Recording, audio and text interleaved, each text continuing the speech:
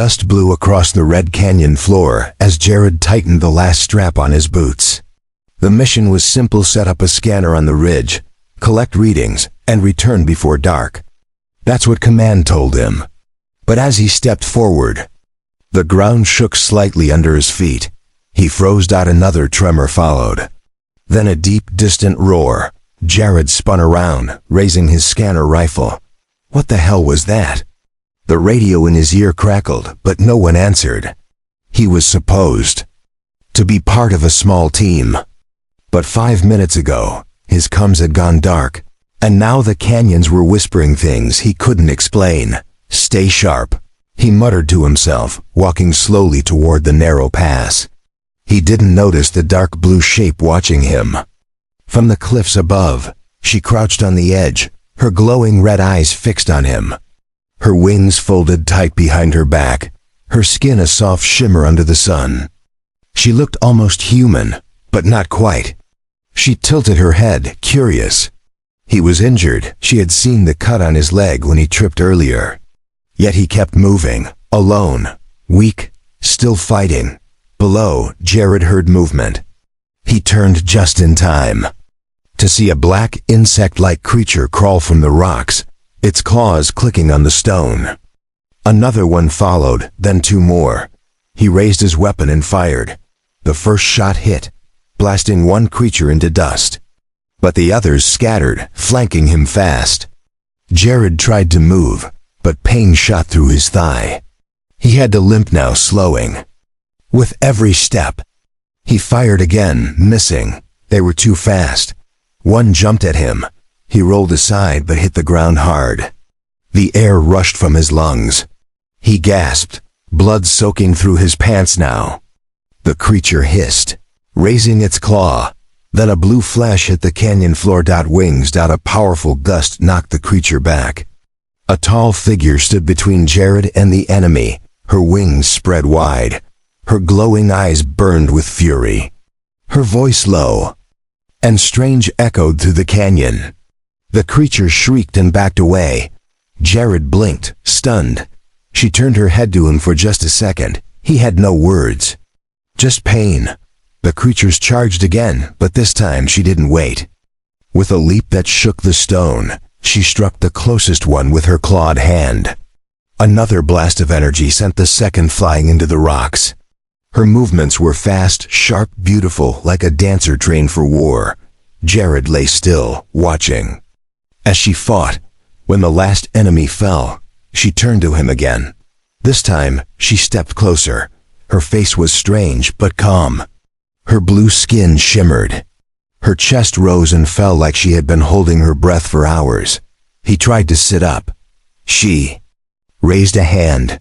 "Don't move," she said, voice thick with an accent. "You are broken." "Yeah," Jared breathed. "Feels like it." She kneeled beside him and touched the blood on his leg. Her fingers glowed softly as she pressed against the wound. He winced, but the pain eased almost instantly. He looked up at her. What are you?" She stared into his eyes. "I am the reason you still breathe." Jared let out a weak laugh. "That's dramatic." "I watched," she said quietly. "You bled, but you fought. You did not call for help. You did not cry. You simply stood and fought. Not much of a choice." She looked away, then back at the sky. "More will come." "Yeah, probably." She stood, her wings spreading again. "Then we go." Before he could answer, she reached down and lifted him as if he weighed nothing. Her arms were strong, her grip firm but gentle. "Wait," Jared started, but she had already launched into the sky. The wind rushed around him as the canyon shrank below. He felt dizzy, light, and a little scared. He looked up at her face. She wasn't looking at him. She was flying with focus, scanning the land ahead. "You're really not human, huh?" He muttered. "No," she said softly. "But I chose to save one." Jared stared at her in silence as they soared past the cliffs. The war had started without warning, but maybe so had something else. Something new, something not written in any orders, something that began the moment She watched him bleed and chose not to look away. Jared didn't know how long they flew. The world below was just cliffs, dust, and fading light. His leg ached, but the bleeding had stopped. Whatever the alien girl did worked. Still, pain pulsed deep in the muscle. He kept his eyes on her. She flew without sound, her wings slicing the air gently. The blue light of the setting sun made her skin glow like metal. Her red eyes didn't blink. Her lips didn't move. She was quiet, too quiet. "Are you taking me to your people?" he asked finally. "No," she said without turning her head. "They would kill you." That wasn't the answer he expected. Double quotes, then ... "Where are we going?" "Far, where no eye see." Jared stayed quiet. He wasn't sure if she was saving him or kidnapping him. But he was too tired to argue. The air grew colder the higher they flew. His fingers felt numb. Still, he couldn't stop staring at her. She landed softly in a rocky cave, high up in the cliffs. It was hidden behind a narrow ledge and a thick curtain of vines. Inside, there was no light, but her body gave off a faint glow. She laid him down on a smooth patch of stone. "I will return," she said. "No, wait." He reached out. But she was already gone. Jared sat up slowly. The pain in his leg stabbed hard, but he gritted his teeth. He looked around the cave. No tech, no tools. Just stone and silence. Minutes passed. Then she came back with dry leaves, fruit, and something like cloth. She sat beside him and handed him a round purple fruit. "Eat," she said. He looked at it. "It's not poison, right?" She tilted her head. "Not for you." Jared took a bite. It was sweet, juicy. It made his dry throat feel better. He sighed and leaned back. "What's your name?" he asked between bites. She blinked. "Name? Yeah, I'm Jared. You ... must have a name." She was quiet for a moment. "They call Villain. Kellen," he repeated. "That's actually kind of pretty." She didn't answer, just stared at the wound on his leg again. "Why did you help me?" he asked. She paused. "Because you looked like me ... once." That confused him. "I'm human. You're not." "I was alone, long ago, hurt, bleeding, dying, but no one came." Jared stayed silent. "I watched many soldiers. I saw fear, hate, rage. But you ... you fought with pain in your eyes. Not anger. I do not understand it ... but I wanted to." He looked at her carefully. "You've been watching us," she nodded. "For days. From the cliffs, from the shadows. Your people fight, they burn. They don't see what they kill." Jared frowned. "We thought this planet was empty. It never was." Kellen leaned closer. Her red eyes locked on his. "Your kind came with ships and fire. Mine ran, hid. Some fought and died. I did neither." "I watched." Jared looked away. Guilt pressed on his chest. "We didn't know," he whispered. "At least, I didn't." She sat beside him in silence for a while. Then she unrolled the cloth. Inside were a few glowing stones and a small silver vial. She poured a few drops of the liquid onto his wound. It stung, but then it cooled. The skin began to close. "That's incredible," Jared breathed. She stood again, her wings folding behind her. "You rest, I guard." "You don't have to do that." "I want to." He watched her turn toward the cave's entrance, her back to him like a silent sentry. Jared felt something strange. Not fear, not pain, but safety. He leaned back against the cave wall, watching her wings twitch softly with the wind. Whatever was happening out there, he had no idea what tomorrow would bring. But in this cave, with a strange alien girl who once only watched from the shadows, he felt something no battlefield ever gave him. Hope. Jared woke to the sound of soft breathing and distant wind. The cave was still dim, lit only by the soft blue light from Kellen's body. She hadn't moved much. She still sat near the entrance, watching the sky through the vines. Her wings were folded, but one twitched slightly every few minutes. He sat up slowly. His leg felt better, still sore, but not torn open like before. He looked down. The wound was nearly healed, covered in smooth, new skin. "You fixed me," he said quietly. Kellen didn't turn. "You needed fixing." Jared gave a small smile. "Guess I owe you." She looked back now, her glowing eyes soft. "You owe no one. That is your kind's way, not mine." He tried to stand. It hurt, but he managed. She rose quickly to steady him, one hand on his side. Her touch was cool but gentle. He noticed how tall she was, at least a head taller than him, and her body moved with the grace of someone used to silence. Outside the cave, the wind blew red dust across the cliffs. Far below, smoke still rose from the battlefield. "Do you think anyone else made it?" he asked. Kellen stared at the horizon. "Some escaped, some were taken." "Taken?" His voice tenszed. She nodded. "The ones not killed are brought to the dark shelters, buried, hidden, used." Jared clenched his jaw. "That's not what this mission was supposed to be. We were told we were here to protect science teams. To explore." Kellen said nothing. He looked up at her. "You're not like them, are you?" She tilted her head. "Like who?" "The others from your kind, the ones who hide or kill." Kellen stared at him. "No, I do not follow them. I walk alone." Jared was quiet for a moment. "Why?" "I waited for something worth standing beside." He looked away, unsure how to answer that. Her words were strange, but they felt honest. After a while, he limped toward the cave entrance. She didn't stop him. Outside, the canyon stretched wide, broken and still.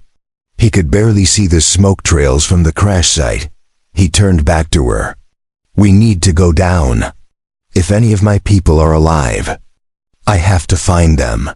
"You will not make it alone," she said. "Then come with me." Kellen didn't move. Her wings shifted slightly.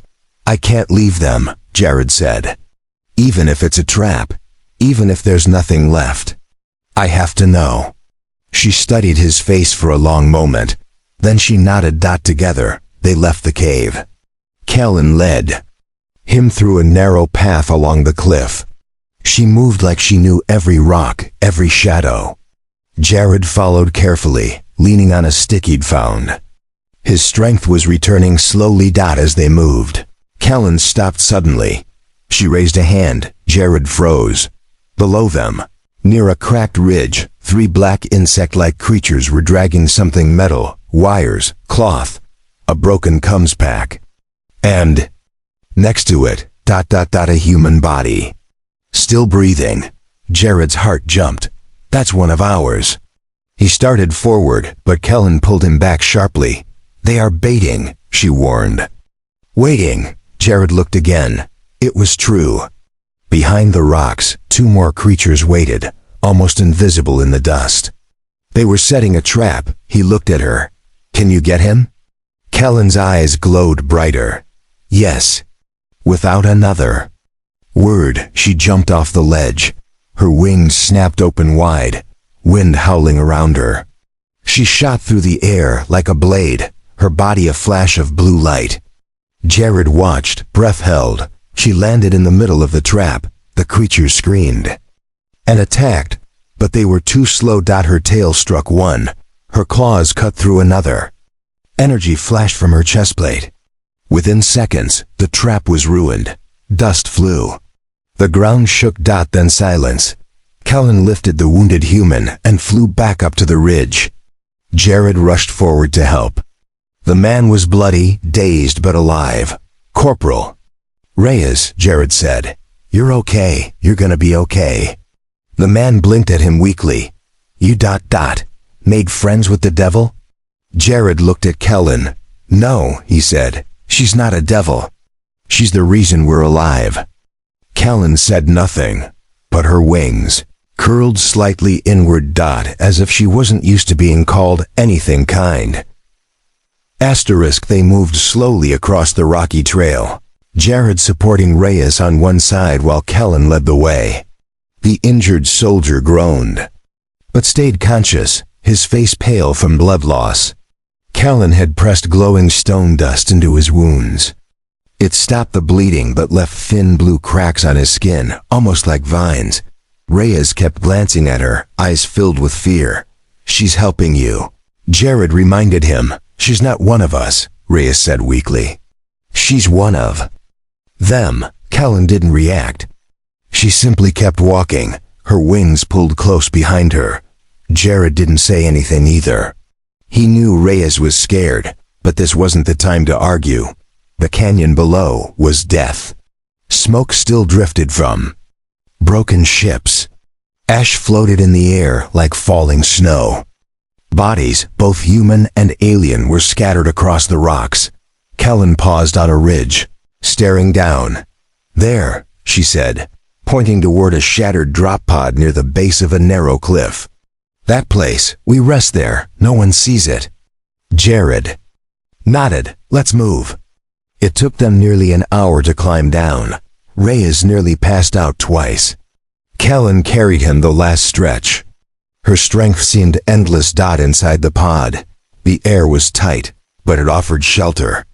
A broken beacon flickered on the wall. Jared tried to fix it, but the circuit was fried. "No signal," he muttered. "We're still alone." Kellen crouched near the doorway, eyes watching the outside. Her skin glowed faintly in the dark. Jared sat beside Reyes, who was sleeping now. "Thank you," he said softly. Kellen didn't look at him. "You thank too much," he smiled. "You save too much." "I do not save," she replied. "I choose." Jared leaned back. "Then why choose?" "US?" She looked at him now, her red eyes glowing. "Because I once believed in something. I forgot what it felt like. Until I saw you." Jared's heart beat faster. "You believed in humans?" She shook her head. "Not in your kind, in courage. In the way you stood against death, even alone. You reminded me."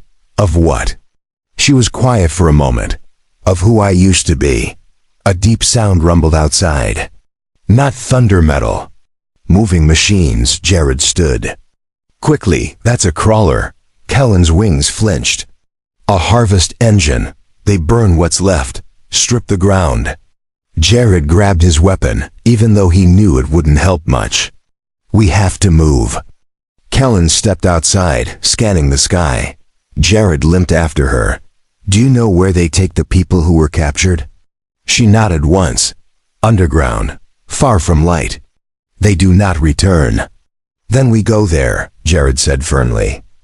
She turned to him, surprised. "You are still broken. You will die." "If we don't go," he said, "they will." Kellen stared at him for a long time. Then she opened her wings. "I will take you." She walked back into the pod, knelt beside Reyes, and placed her hand gently on his chest. Her fingers glowed again. Then she spoke something in her language, soft, strange, but full of meaning. "What did you say?" Jared asked. "That he will wake." "Will he be okay?" "He will live if we return in time." Jared nodded. "Then let's go." Kellen stepped outside and lowered herself. Jared climbed onto her back carefully, arms around her shoulders. Her wings beat once, twice. Then they launched into the air. The wind roared past them as they flew toward the heart of the canyon. Jared looked down. The crawler was there, huge and black, digging into the earth with burning drills. He saw cages, people, soldiers trapped behind red energy walls. His jaw tightened. "I see them," he said. Kellen's voice came sharp and clear. "So do I." She dove lower, faster. The fight wasn't over yet. But this time, he wasn't alone. And neither was she. Kellen dropped low behind a broken ridge, wings folding in tight. Jared slid off her back and ducked beside her. Below them, the crawler machine roared. its drills spinning, tearing into the rock. Red energy cages lined the pit, each holding one or two soldiers. Some were unconscious. Others were awake, staring up, lost in fear. Jared's eyes burned. They're alive. Kellen nodded. Not for long. When the crawler finishes, it moves. It leaves nothing behind. How many guards? Too many. Jared checked his weapon. It had one charge left. He set it down. That's not enough. Kellen touched the ground beside them. I go first. You move when I signal. Quiet, fast, no sound. Jared grabbed her arm before she moved. Don't die. She tilted her head, confused. You've saved me twice now. Don't make me carry that debt. Her red eyes narrowed, but a small smile touched her lips. I will not die, she said. Not before I see what comes next. She stepped back, then launched upward. Her wings flared in the dark, catching the light like a blade. She shot down. Too fast for the guards to react. Her claws struck first, tearing through the nearest sentry. The others screamed, opening fire. Blue bolts lit the air, but Kellen moved like wind, vanishing, reappearing, attacking again. Jared moved as soon as she gave the signal. He limped down the side slope and reached the first cage. Inside, a young woman with burns on her face looked up in shock. Private Lynn? He asked. She nodded weakly. Jared aimed his scanner and bypassed the energy lock. The field dropped. He helped her up. Stay behind cover. Help the others when you can. More guards appeared, shouting in their strange, insect-like language. One fired at Jared. He ducked behind metal scraps. Heart pounding. Kellen roared from the sky. She hit the guard midder and crushed its weapon. Another tried to stab her. She caught the blade, twisted, and threw the creature across the pit. Jared moved to the next cage. Inside was Captain Hart, bruised and angry. Took you long enough, the man growled. Jared laughed. I brought a friend. He dropped the shield and pulled Hart out. The captain looked up as Kellen flew past, wings flaring. What is that? Not a what, Jared said. A who. She saved me. Hart didn't answer. Just stared. One of the crawler's main turrets turned toward them now, charging up. Kellen saw it. She turned mid-air and flew straight for it, dodging blasts of heat and plasma. The cannon fired a beam of red light, scorched the sky, but missed. She dove under it and landed on the turret. Then she drove her claws into the metal. The turret exploded in a burst of smoke and fire. Jared pulled more people out of the cages. Hart helped now. So did Lynn. Even the wounded could crawl. Once free, but time was short. The crawler began to move, shaking the ground. It's trying to collapse the pit. Hart shouted. Then we fly, Jared said. Kellen landed hard beside them, wings out. Her chest plate was scorched, her skin bruised. She looked at the crowd of freed soldiers. Too many, she said. I cannot carry them all. Jared turned to Hart. There's another way out. The ridge path we came through. Take them. I'll slow the crawler. You'll die, Hart said. Jared shook his head. Not alone. He turned to Kellen. She nodded. Together, they ran toward the center of the crawler. The heat, the sound, the danger, it was everywhere. But Kellen wasn't afraid. And neither was Jared now. They climbed the back of the machine, tearing through panels, smashing wires. Kellen ripped through one engine core while Jared overloaded the other. The crawler screamed. Below. The soldiers escaped through the narrow trail. Lynn turned back once, watching the machine burn. At the top, Kellen grabbed Jared as the explosion started. Her wings opened wide. They jumped. Fire burst behind them, shaking the sky. They hit the sand hard, rolling across the rocks. Jared groaned. His ribs felt cracked. Kellen crawled beside him, blood on her shoulder. She coughed once, then smiled faintly. You live. Jared looked up at her. So do you. They lay there, side by side. As the crawler died behind them, flames licking the sky. For the first time, they didn't feel like alien and human. They felt like something else. Something stronger. Together. Asterisk. The fire had burned out by dawn. The wreckage of the crawler was just black steel and smoke now. Wind blew through the canyon, carrying the smell of dust, ash, and something old like the end of a long war. Jared sat against a rock, his side wrapped in Kellen's bandages. He watched her quietly as she stood nearby, wings folded, her red eyes scanning the sky. She hadn't said much since the fight. Neither had he. Their mission was supposed to be simple: scan the planet, protect the science teams. But now he knew the truth. This planet wasn't empty. And nothing about their orders had prepared them for what they found, especially her. Kellen turned her head toward him. "Your people are coming," Jared frowned. "How do you know?" She pointed to the sky. In the distance, dropships were breaking through the clouds, gray, marked with the Earth defense symbol. "They see the fire," she said. "They will land soon."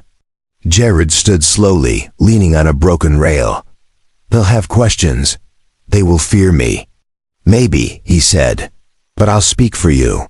She looked at him long and hard. "And if they do not listen?" He stepped closer. "Then I'll fight for you." Kellen blinked slowly. "You would stand against your kind?" He nodded. "I'd stand for what's right." She didn't speak for a long moment. Then softly she said, "Then you are not like the others." He smiled a little. "Neither are you." The dropships landed nearby with loud bursts of dust. Soldiers in clean armor stepped out, rifles raised. Hart and Lynn were among them, waving their arms to lower weapons. Jared walked forward slowly, hands raised. One commander stepped out, eyes wide. What is that thing behind you?" Jared didn't flinch. "That's Kellen. She saved me. She saved all of us." Several soldiers lowered their weapons, confused. "She's not our enemy," Jared said. "She's proof that this planet was never empty. And if there are others like her, we owe them more than silence. We owe them peace." The commander hesitated, then gave a slow nod. "We'll listen for now." Kellen stayed back, watching carefully. Jared turned and walked toward her. "They want to talk." "They won't hurt you. Not yet. They'll understand," he said. "We'll help them understand." She looked at him closely. "You bleed for your people." He touched the scar on his leg. "I bleed for what matters." She stepped forward. For the first time she reached out, not to heal, not to fight, but just to hold his hand. "You are strange," she whispered. "But you are good." Jared smiled. "I could say the same about you." Behind them, the sun broke through the canyon. Golden light spilled across the rocks, over the wreckage, over the survivors, over a human soldier and an alien with wings standing side by side. No longer strangers, no longer enemies. Just two souls who found something worth saving in the middle of war. And maybe, just maybe, something worth building after, together.